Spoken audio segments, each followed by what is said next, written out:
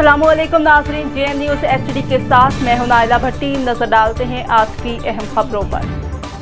मियां चन्नू से खबर शामिल करते हैं हमारे ब्यूरो चीफ चौधरी खिजर हयात की रिपोर्ट के मुताबिक कुल मियां चन्नू टी चौक से कलमा चौक पर पाक फौज के हक में रैली निकाली गई, जिसमें मियां चन्नू की आवाम ने पाक फौज के साथ इजहार यकजहती करते हुए लोगों की पत्तियां निछावर कीं और कहा कि हम पाक फौज के साथ खड़े और 9 मई को जो वाक़या मुल्क में रूनुमा हुआ इस पर हम बेहद रंजीदा हैं और इस वाक़े की पुरजोर मजम्मत करते हैं। रैली में मुहिब वतन अवाम ने मुतालबा किया कि मुल्क दुश्मन अनासर के खिलाफ कानूनी कार्रवाई अमल में लाई जाए और उनको करार वाकई सज़ा दी जाए।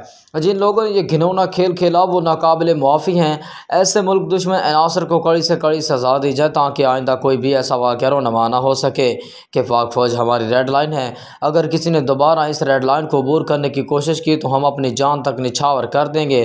रैली में अवाम का चीफ ऑफ आर्मी स्टाफ से इन मुल्क दुश्मन समाज दुश्मन अनासर के खिलाफ सख्त से सख्त कार्रवाई का मुतालबा और कहा कि इनको कड़ी से कड़ी सज़ा दी जाए। रैली में साबिक़ MNA पीर मोहम्मद असलम बोदला, साबिक़ MP राना बाबर हुसैन जापानी, मोहम्मद मनशा चौधरी खिजर हयात चौधरी नज़र हुसैन, मोहम्मद नदीम चढ़िया, सदाकत अली नंबरदार तुलंबा, मुदस्सर हुसैन भुट्टा, सवाब उमर यार खान और मुस्लिम लीग नून के तमाम ओहदेदारान और कारकुनान ने भरपूर शिरकत की, फ़ौज के साथ यकजहती की इजहार किया और साथ ही 9 मई के इस नाखुशगवार वाक़े की पुरजोर मजम्मत भी की।